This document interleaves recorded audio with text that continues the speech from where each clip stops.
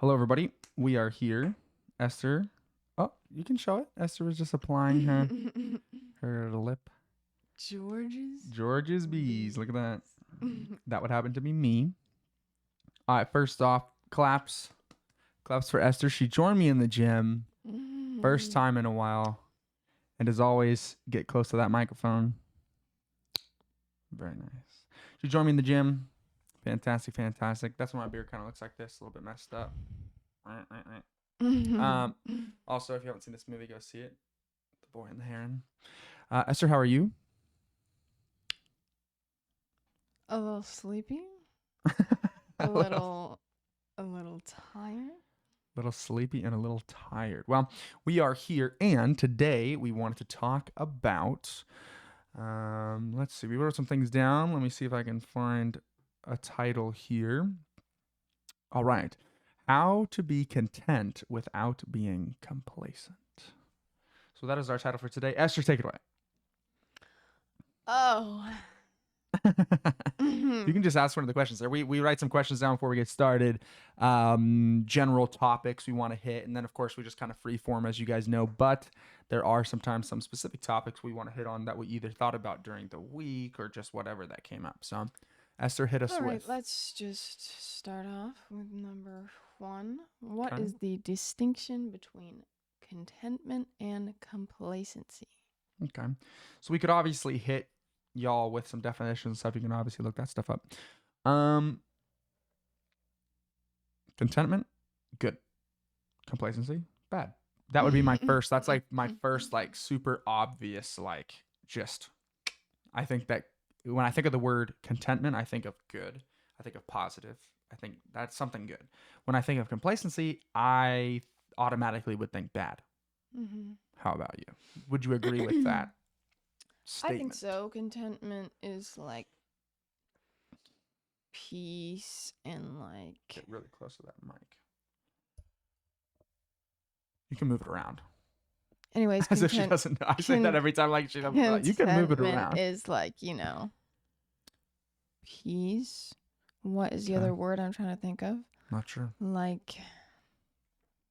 Peace. What is the word, bro? What are you thinking? I'm trying to. Satisfaction keeps coming to my mind, but that's not. I would say so. Being but satisfied. I mean, yeah, that's correct. So maybe that is the word. Tranquility, calmness, restfulness, peace and quiet. Yes. Okay. And then complacency. Oh, my screen shut off. Oh well, it'll try and fix itself. Complacency is, I feel like, lack of growth, lack of effort. Okay. Kind of like comfort. Okay, so some more words I guess we could say is like complacency would be stagnant. Mm-hmm. What? My teeth? That face. My face? Is the face of stagnant. That's a lot of movement for being stagnant. Okay, so stagnant, so not no progress. Standstill, halt. Movement. Okay. No movement. You know we like those M words around here, bro. The method mentors, we like that around here. Okay. So no momentum. The opposite of momentum. We were just talking about momentum. We went to I've been going for quite some time, but Esther had been saying she wanted to go to the gym. So she joined me and I put together just a little thing for her to do, since we'd obviously do different things. And she did a very good job. I'm going a lot for weight loss right now. So I do a lot of the treadmill incline, 3.4 and up speed, 15 incline all the way. And I do that for an hour. And she does not like the treadmill. But I guess I'd have to ask her, how did it go? I'll let her discuss. Fine. I put a show on. Great. I've done that many times. The time go by, but I also didn't want to. Gyms are like one of the most anxiety-inducing places for me. So really? I just didn't want to exert myself very much. Okay, so you wanted to be complacent, stressed in your health and fitness journey. No, wait. Because I was already there. So I was like, first day, I'm beyond uncomfortable. So I'm not about to be like, let me start jogging right quick. Okay, so you I was felt like I'm gonna just walk. I'm gonna just put a show on, and I'm gonna just. Okay. So you weren't being complacent because you hadn't gone in a very long time and that was your first day there. So just getting there was already not complacent. I think so. You were already, well, I would agree too. I was asking what you thought. So you were already being not complacent. You were already moving forward and doing something out of your comfort zone just by being there. Do you think that's enough, just showing up? Yes. But also, if I do that again the next time and just do the same, then no, because then that's complacency. Because then it's so you wouldn't be okay. You wouldn't be okay with yourself if you did it again. You're happy with what you did today, which, by the way, she wasn't super comfortable at the beginning. She was a little annoyed, wasn't super into it, and then after the treadmill, she was hyped. So I would say even just the time you were being there, you didn't end up just showing up. You almost decided to just show up and not do a lot. You were in that mindset, I would say, for a good 30 minutes. 30 minutes? No. For even on the treadmill, I could see your expression change. 30 seconds, bro. Oh, really? But I would say even when you were on the treadmill, I could tell just from the way you were walking, the way you started it, your facial expression, that you still were super not into it. Oh. I mean, I could be wrong, though. I guess you're correct. Okay. For the very start. But I guess maybe you wouldn't say 30 minutes. You were saying maybe like 10, 15. Minutes. Yeah, probably 10 minutes. Because I could tell just from looking at you, we were obviously next to each other on the treadmills. And she was not having it for a little while. Which again, I like to work out. It is the absolute worst environment for me possible. The gym. Yes. So is environment. The machines are right next to each other. I have social anxiety. Okay. So being right next to somebody and not knowing gym equipment, I've worked out. You're using a very gravelly voice. That's how I speak. So no, thank you for that. No, you change. Just there, you changed. Now that I mentioned it. Fine, I'll use a customer service voice. Oh, nice. What? Now I lost my train of thought. You were talking about things being right next to each other and a horrible environment for you. Oh, and then also me not even knowing how to use the machines half the time. But I showed you, right? Yes, nice and but then I am always like, is this correct? Is the form correct? And then there's people everywhere, and it's just not the vibes. If it was empty, I'd have a good time. Now, you really enjoyed a class that you took a while back at a community college. It was a Pilates class. Now, there's lots of people there, but there's a teacher. So it's not just the amount of people, is at least my guess. But then it's a teacher. We're all looking at the teacher, and we're all also doing the same thing while it's being explained. Okay, so you would want explanation and everyone doing the same thing if there's a big group of people. Yes. Does just the explanation matter, or also everyone doing the same thing? Do you think that might matter?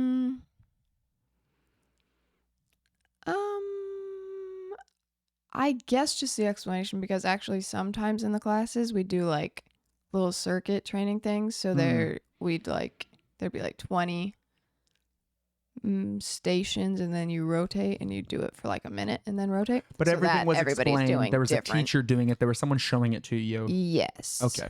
Which is cool, because I mean, this does obviously play into no matter where you think you are. So Esther just stated that she does like fitness, but going to a gym, which I would say is the most common place to do fitness for most people, very anxiety inducing, something she doesn't like. Yet when she was doing it with someone teaching it, a mentor, you could say, someone teaching it and someone guiding you along, not only did she enjoy it, she actually excelled greatly and was often picked to show the class things or be in the front or something. Explain that a little bit, because I think I'm right about that, but at least that's what you told me. I wasn't there. Yeah, I would. She'd use me as a example for the correct form. But you also wouldn't have thought that she would have done that before joining the class. You were probably like, this is not going to be my thing.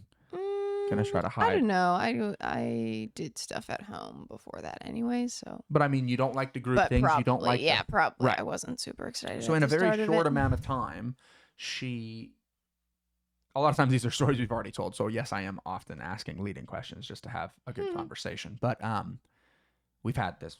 I know this story, and it's quite exciting, I would think, to be someone that feels like maybe this isn't my thing, and then it becoming your thing rather quickly. But it probably wouldn't have happened without that teacher, without that mentor, without that person showing it to you. And then you have someone. You and I are very different people. We've been over that, and that's actually one of the main reasons I like doing stuff like this, is because you and I agree on most things, but we think very differently. And I have my gravelly voice too. And I think that both of us have found a lot of positive in finding someone that's done what we've done before us, better than us, yada, yada, partnering with that person in some way and working together on a common goal. So, I mean, we've both found that, yet we're both totally different. So you might think that it's for one person or for the other person, or that person's going to be better at it, or that person's going to work better in that scenario. But often this sort of scenario of mentor-mentee, learning from somebody, is good for every sort of mindset. You have the person who thinks they're not good enough, and then you have the person that thinks, I'm too good, I'm chilling, I don't need no mentor or anything to teach me stuff. But yet it ends up becoming something that is extremely helpful in certain areas. So we've bounced around a little bit, but I think it's all, of course, leaning to a similar thing. So contentment, I think we spent time on complacency and understand what we think about complacency, and that we think it's a negative thing, and that you hadn't been in a while, so going was not complacent. But you also said that if you go again in the exact same mindset, the exact same way, that you would title that complacency. You would feel like you didn't really achieve that time. Yeah. So what are you going to do tomorrow? Let's make it super applicable to right now, to you and me, which usually if you make it applicable to yourself, other people can attach to it. So what are you going to do tomorrow to feel good about going and not being complacent, and so on and so forth? Probably just do a higher speed when we, Okay. because you're probably going to start the same way, right? You always start. I actually, I hadn't gone, and the gym was closed, so I legitimately couldn't go. Now, did that mean I couldn't do anything? No, I could have gone for a walk, could have this, that, the other thing, but I don't take a whole lot of rest days, so I just took a rest day because it was closed. And so we ended up going today, and I actually kind of forgot, and I had it set on that 3 speed, and I forgot that I was regularly starting on a 3.4 speed and then going up. So I had gone for like 40 minutes on 3, and I was like, it's good, but this is not feeling that difficult. And I was like, 3 is below. But then I didn't feel bad because I hadn't gone the day before. So I was like, okay, well, I hadn't gone for a day, took a rest day, yada, yada. It's good to take rest days. It's not a problem. And so anyway, then I put it up to 3.4. And then I actually ended with the last 10 minutes at about 3.7. So I was almost at a 4 speed for about 10 minutes straight. So I felt very good about that too, but I was under. Anyway, to answer your question, I was a little under what I would usually do after having a rest day and so forth. So what was your speed? It's good to write these things down to remember. Very low. Like, well, what was it? Honestly, I don't remember now. Like 2.5 we'll write or something behind you on that board so you don't forget. Or like 2.8? I think it was below 2 when you started. When I saw you start, it was like 1 point something. Oh, yeah. That was like for 2 minutes. Oh, okay. And then you raised it. Well, I knew you didn't know what the numbers meant. So you started at like a 0.8 at one point, and it was slower than your walk. And then you started hitting it, and I think... I hit the quick start, so it was at whatever it quick starts at. Yes. But then I think... And then I slowly put it up. But I thought I saw you stop around 1 point something. Did you then speed it up again when I looked away? Yeah. I hit start, put it up to like 1.5. And then you're like, this is slow. Walked for like 2 seconds, and then put it up. Okay, I see. And then I think I only went up to like 2.8. What are you... Well, I was just saying it because it helps you remember. So write down the speed you were at. Nice writing, actually. My 5 is not. So 2.5, and you did it for an hour as well. A little less. You did it for like 58 minutes or something. It doesn't matter. Oh, yeah. Like wait. So you got to write down how much time it was. Oh, boy. So 2.5 for about an hour. Because I'm not saying that I shouldn't write this down either. I've been going for months, and I have mine locked in. I'm locked in. Whoa. Okay. Has he become complacent with his routine? No. Actually, I've consistently been going up. So I do a lot of drop sets. I was doing a lot of drop sets for about 2 months. And then the last 2 days, I put it to the highest it's ever been. last 2 times I've gone, last 3 times I've gone, highest it's ever been, and then doing as many as I can, taking a rest period, and then not dropping the weight, just continuing at that highest level, and then for like my last set, dropping the weight just barely. So I have consistently gone up. So 2.5, you did an hour. Incline probably was 0. So what I want you to do next time is keep the 2.5, maybe go to 2.7 just to say you did it, and then 5 incline. So write that down. There's Esther's little gym. Oh, erasing the business. One of them. What did you say? So 2.7, incline 5. You can just put 5. You'll remember. Incline 5, and then Same time. Yeah, probably still 4 now. I mean, that's the craziest one I've ever seen in my life. That looks like 2. She's gonna have to do 2 hours, guys, or else she's a complacency. Right. She's a complacency. 2 hours would be crazy. I must say that it forces you to cool down after. That really does look like it. It forces you to slow down after an hour. At least the ones at that gym, it says cool down. And I actually swapped treadmills once. I had gone for an hour and I was like, nah, I still want to be going.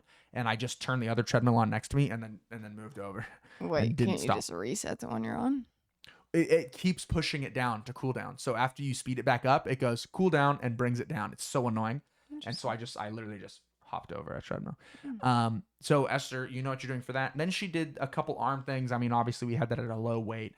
And then she went over to do some leg stuff. And I think you remember, I'm just saying, I wanted to show writing it down, having some place where you write it. Probably in your phone is best. Write it down in the notes file. Write what you did, up it a little bit. You're gonna do good. Okay. I do agree with Esther that better than doing nothing is just getting there.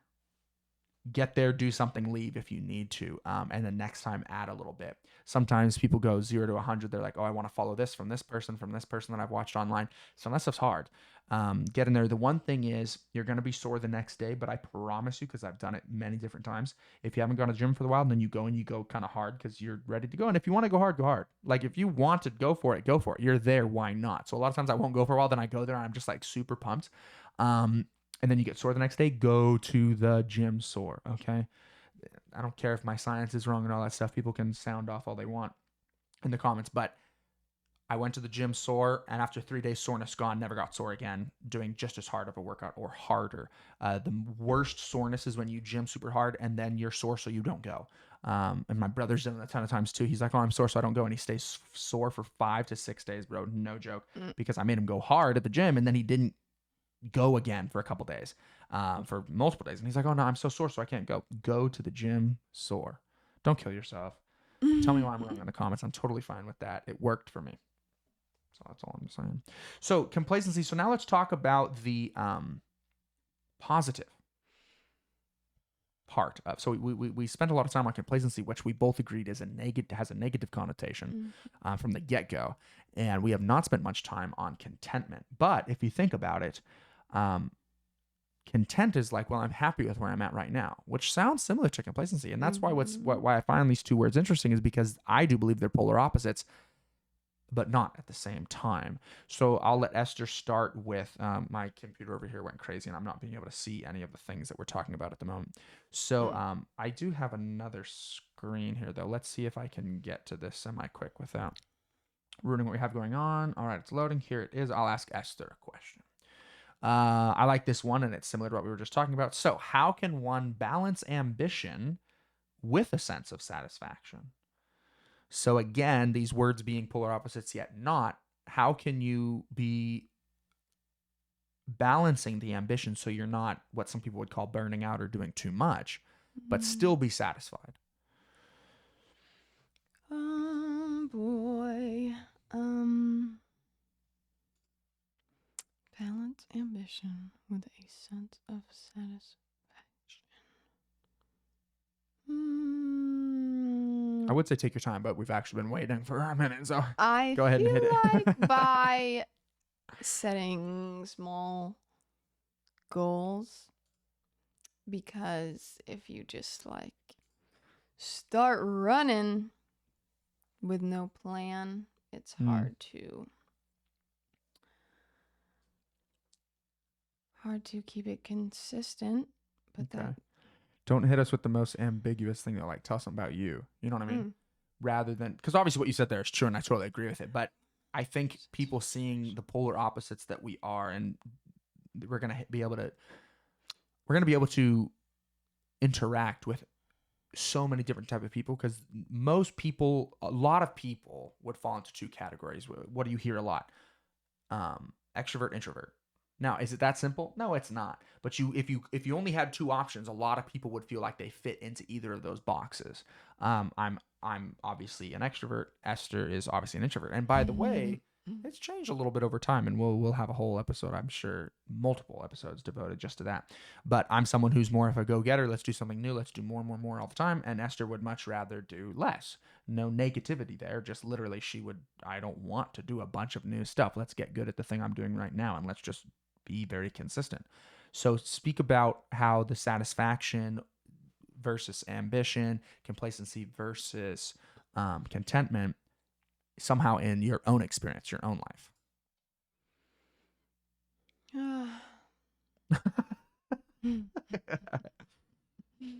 21 minutes in, she's shutting down, boys. She's shutting down. Well, that's supposed to be the length anyways, isn't it? Not necessarily. I think we cut them down a little bit. Go ahead, hit us with something.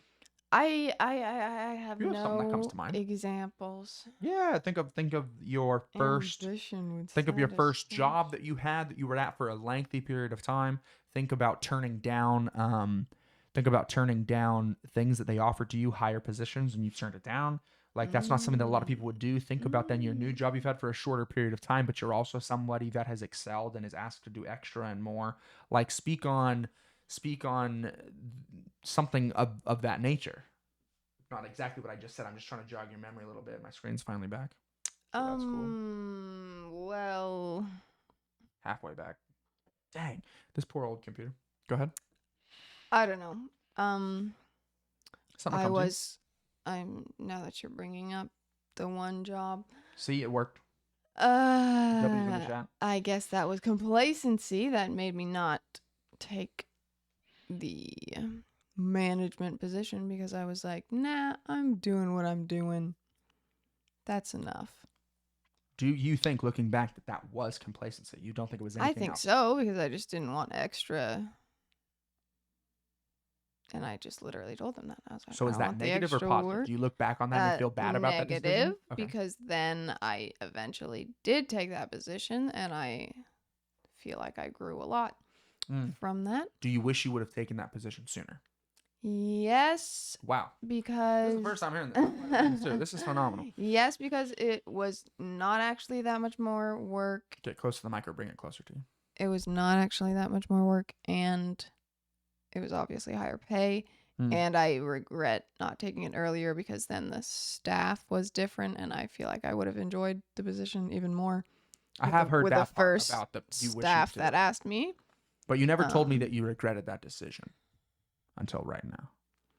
But I also maybe wouldn't have been there for as long, because I only lasted a year more after that, and I think that you quit. You didn't last. I mean, yes, I quit, but I feel you like quit for multiple good reasons. You weren't fired or anything. Yes, I only lasted this much longer. I failed. She did. But she did. Maybe phenomenal. I would have stuck around longer if I hadn't taken the position. Also, Esther, for this job, for this position, as always, different districts around the United States, and the guy that took care of their whole side, which is many states,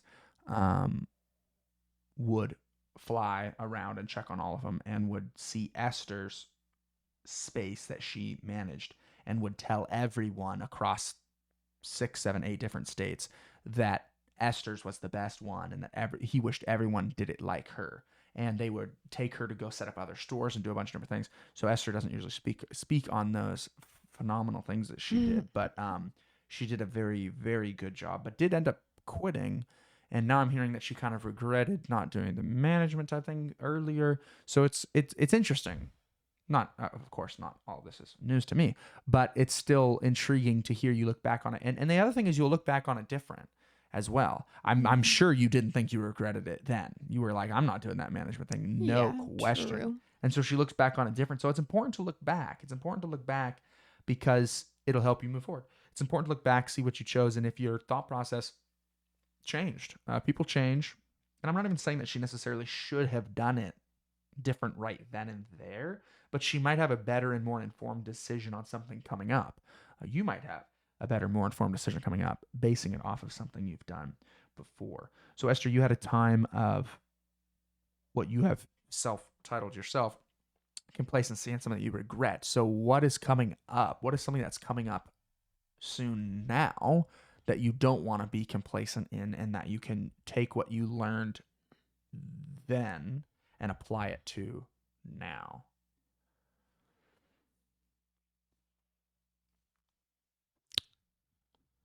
I don't know. There's no rush. Take your time. Think about it.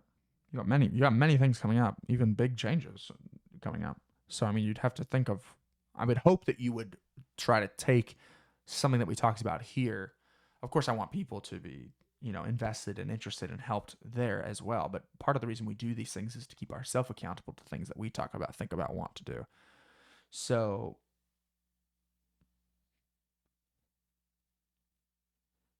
Esther's needing a lot of jogging of the memory for tonight. So, many hours you're taking off from the job that you're at now. So your schedule's changing major. Not that many. Over 10%. I mean, it's a huge. 2 days, but they're my But you only work 4. They're my short days. No, I work 5 days. What are you talking about? Well, 2 of the days are half. So if you put those together, it's 4. Yeah, so it's basically taking one day off. 25%. I mean, that's huge. That's huge. You are. If you told anybody right now they work 5 days a week and they can take off 1, which the math isn't exact, but let's say they worked 5 days and they can take off a whole day. I mean, that person's world is just changed dramatically.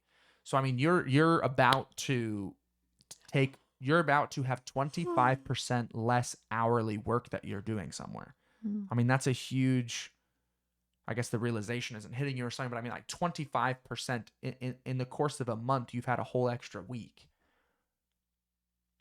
I mean, you, again, not exact, but it's a huge, huge thing. You're gaining back more time than most people would ever get back from a job. So what do you, with that coming up, with looking back in place and see, feeling like you did something too late, you missed your opportunity, what are you doing now that you feel like you need to jump on to not be complacent? I guess planning, because I have had that schedule before, the 3-day week, and then When was that? Summer. Only 4 months ago? Mm-hmm. Oh. And then I forgot that. And then I went back to the full week because I was not productive enough. And so you were complacent then as well when you've had this schedule. Maybe not. I wouldn't say that, but looking back, I probably wasn't. But that wasn't the reason that I took the hours back. It was just I took less hours because you were working less hours for the summer.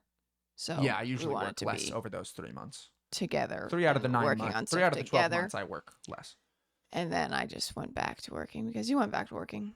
I work less but hours for this time to not become complacent and like just use those as rest days, even though they're not necessary because they're connected to rest days because it's right. Friday next to Saturday, Monday next to Sunday. Well, so it sounds like you actually feel like this is kind of dangerous. Like you're already preparing for maybe wasting it on accident. That's the tone of voice that I'm getting. I mean, I have a lot of thoughts of what I want to do, but I haven't like mapped it out. So then, yes, I might. Well, but let's hear some now. That's the type of stuff we're talking about. We want people to hear from like us. Sunday was my like shopping and thinking about food prep. Okay, so Sunday was church in the morning. Uh-huh. And then you were planning on using the rest of that day for like reset. Then we have our little like discussion group usually pretty quickly after church. Yes. So then I'm usually rushing us out of that because I want to do. And I try to stay long.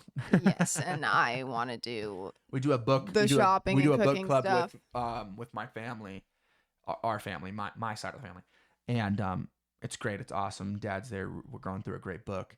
And but then of course it's my family, so I just kind of want to chill there. And my brother works for me. But and, I you know, mean, like we seeing him. always stay for the whole discussion. It's just Of course. after the official time has Yeah. ended, you want to hang around. The discussion which is 1 fine, hour, but which then is I try fine. to stay. And now that I have these days, maybe if that's what you want to do with your time, we can do that. Something that's so I just usually am trying to do food prep stuff for the week, so that's when I was doing that. But I can do that on one of these days. But anyways, what?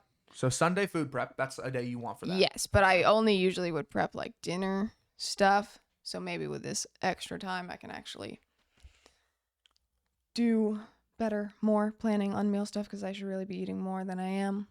Especially with gym now, adding that back in. Yes. Which you don't necessarily. I go pretty much every day, but you maybe want to pick days that you go. I think you had said Monday, Friday morning you want to go, because that's also a time I go. Yes, Monday, Friday, because She no, keeps I'm yawning. not gonna have any work on those days. So, yeah, gym on those days, cooking, planning, food Like meal on those prep type days, thing. chore stuff. Okay. Because usually I do all my chores on Saturday, which is fine. Esther does a phenomenal job with the home. That's one of her main things. I gladly, very, very special, don't have to do a lot of that stuff, because that's something she enjoys, something she wants to do, and something she's good at. And so that's a huge saver of time for me. And that obviously takes a lot of time. What I also want to use that time for is like planning when you're off work stuff, because a lot of time you get home and I'm like, can we do something? And then I sit around not knowing what to do, and then we end up not doing stuff. So if I that's definitely been a point plan of stuff like that's definitely been a point of contention for us, especially lately, which is I've spent a lot of the day planning and doing things because my work isn't extremely defined.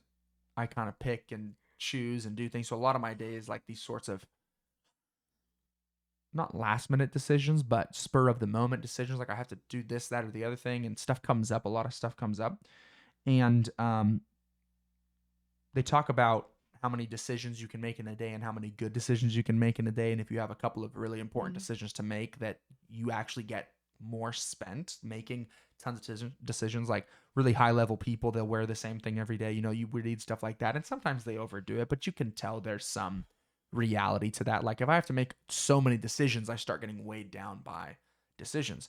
And so I feel bad because then I'll come home and I'm like, oh, I've made a bunch of decisions. And obviously I feel like an important decision is something that Esther and I are obviously going to do together. Of course I find that important, but I'm just kind of spent. Sometimes I'm spent. And then she'll say, I want to do something. And I'm like, well, what do you want to do? And then it's the age old thing, you know. But also special, it's like the struggle up because you're on this fitness journey. So then I feel like, well, we can't go out to dinner. Don't want to go out shopping because both of us are kind of over buying like extra things. Yeah. So then I just feel like, well, the generic stuff. Yeah. And don't let us lie to you. We were definitely into spending money, and that was maybe like 3 days ago. No, I'm just kidding. Now what I'm not over is buying clothes, which I very rarely just like you very buy clothes rarely, for fun, but you very rarely bought clothes anyway. I was buying a lot of clothes for a few months there. I was buying a lot of clothes. I get on kicks. I'm just like, this is what I'm doing. It's the only thing I'm interested in. I get very one-track minded. Probably downloaded like 7 different apps. I was talking to people, messaging people. Gosh, I was from everywhere from Facebook Marketplace to Depop, talking to like 7 people at a time about, like, I just get like, this is what's important to me about anything that I'm doing. And I don't usually then drop the ball on other things, but all my time. Like I couldn't sleep at one point. It's like 2, 3 a.m. I was looking at clothes on Depop, like literally. And then it's like, what's the best deal? What's the best this? What's the best that? So we bounce around. We're winding down here. Esther has some specific life schedule change type things. She's looking back and realizing that she felt like there's some of these times where she had this more complacent attitude, and then even brought more hourly type work back into play because of some of those complacent things. So I'm hoping for her and for myself and for everybody that during this time she's able to kind of fill that time with stuff that she feels is important. And we'll go more into that at another time. But just pick one more question about the complacency, contentment. Pick one more that has to do with the contentment to ask me because I still didn't even really hit. Yeah. How does continuous professionalism? Whoa, which What? number is this? Shut up.